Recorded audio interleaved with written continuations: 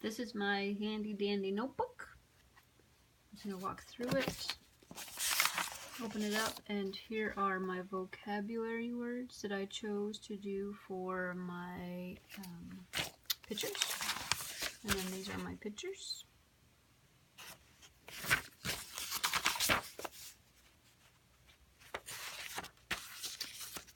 And keep strolling along, more vocab words from my project. And then we skip a number of pages. This is me trying to make sense of the first day of class. Clearly I did not understand what she was talking about in terms of left and right, izquierda and derecha.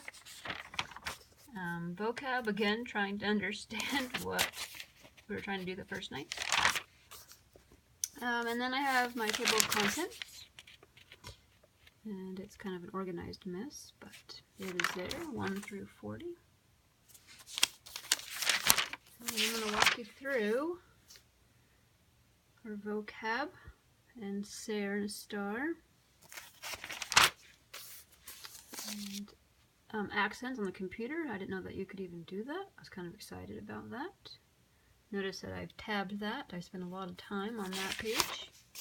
And then we had more verbs. Dámelos, and learning about commands and how in Spanish it's okay to be forceful like that. In English, I personally don't like doing that. And then here's a thinking map and brainstorming and the colors of how we do that. And then also looking at data. I love data as a scientist. So looking at fossilizing languages in Collier and Thomas. Their findings. And then we made our yummy cake. I was in charge of bringing, frosting, that's right. I was bringing the frosting. That was yummy.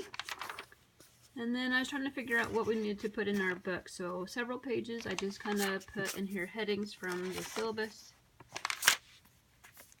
So just different topics that we addressed later on in class.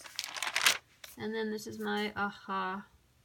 And just talking about how much fun it was to learn Spanish again, how I studied it in high school and loved it. It was like finding an old long-lost friend, so it's just kind of fun to get back into it. And then takeaways,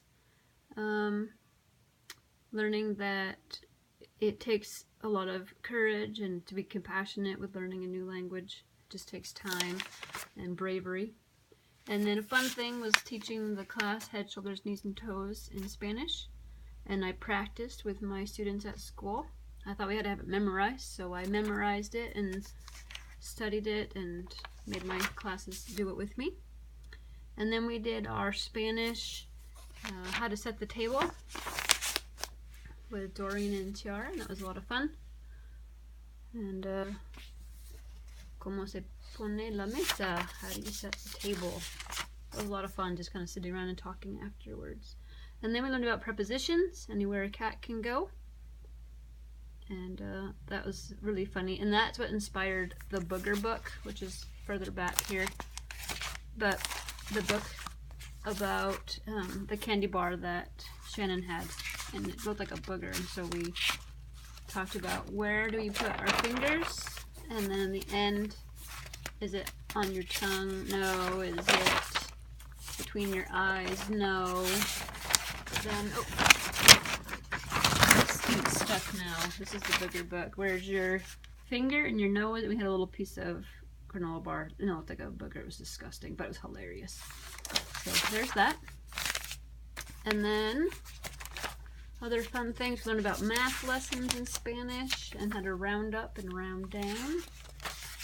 We learned about the phases of the moon and how to count with stickers. It was a lot of fun. And then this is my States of Matter lesson. That actually took quite a bit to get done. I wasn't sure whether to do a lesson on baking soda and vinegar or how to float paper clips on water. But so I just kind of fumbled my way through that and made a little graphic organizer for everybody. And then what vocabulary words were there. It was a lot of fun. This class is just a lot of fun, a lot of playing, and I really enjoyed learning the difference between a new language versus a foreign language. So here's our map And then my little niece did some coloring for me to make my notebook a little more colorful. And then more things that I learned about was that with learning a new language, it's more about how children learn a language as opposed to foreign language, where in high school we sat there and we conjugated verbs and wrote a million notes, where you would never have a little child do that. And then lastly, my puppy dog song. I wrote this in 2008 with my nieces and nephews about my dogs, and then I tried to just translate that. It doesn't quite work that way.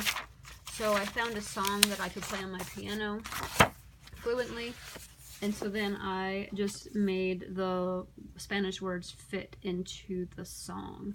So that was a lot of fun to do that. I really enjoyed doing that, and I played it for my piano teacher, and she thought that was hilarious and gave me lots of chocolate as a reward.